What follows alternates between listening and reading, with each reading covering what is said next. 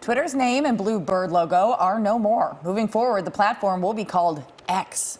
The social media platform officially began its rebrand both online and at company headquarters in San Francisco. And joining me now is marketing expert Marcus Collins. Marcus, thanks so much for being here this morning. I appreciate it. Thanks for having me. You know, I've been doing some reading about Elon Musk and this whole X phenomenon, and it sounds like this is something he's been obsessed with for a while. Can you tell people what it means? Yeah, so name is his ventures is X Ventures, and apparently, before PayPal was PayPal, he launched X as a financial service. So X has been a part of his vernacular, of his empire for a while now. So using the name doesn't seem to be far-fetched for him, especially considering the fact that the variable X means unknown. In a lot of ways, this Twitter that we're dealing with is a little bit unknown for us, for sure. I like this Twitter that we're dealing with. It does feel that way a lot of the time. We're showing some of the new logo on the website and at the company headquarters. You know, what I was reading is that he really wants this to be Twitter plus Substack plus YouTube plus PayPal plus Amazon plus TikTok. Is that, you know, something that's feasible here? I mean, Twitter is not going to be Twitter anymore. It could be now these many different things, but is that what people really want? I mean, we have long longed for the idea of a super app, like a WeChat that we see in China, where it has all these different components to it. But I think that there's a reticence for that here in the States because there's a lot of lack of trust with big tech. When we think about how we consider our privacy, how we consider all the things that we do online, for it to live in one place, I think creates a bit of pause for America. So I don't see that happening. While he may have visions of grandeur in hopes that he can achieve much more than a text-based app, I think that's going to require much more trust of the people, but more importantly, much more trust of him as an individual who's running this empire. And I don't think that he has that trust, right? Trust is this mechanism that absorbs uncertainty.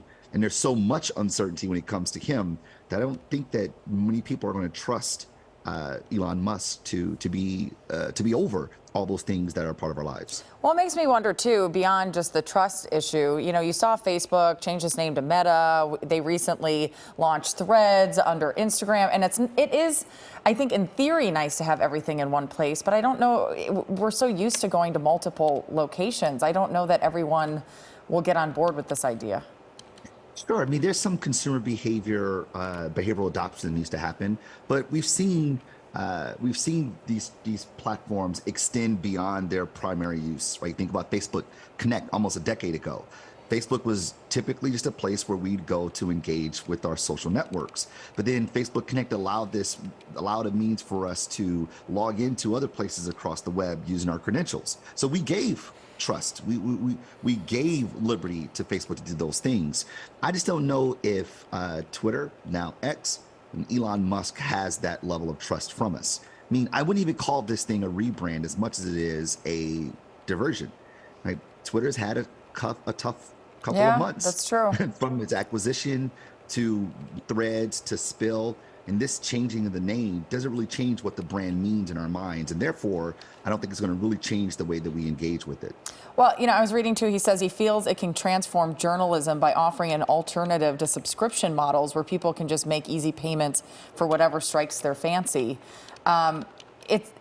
Twitter, though, has become this place where there is misinformation and people are questioning, you know, that you only see things that are in your silo. So that's concerning to me as a journalist.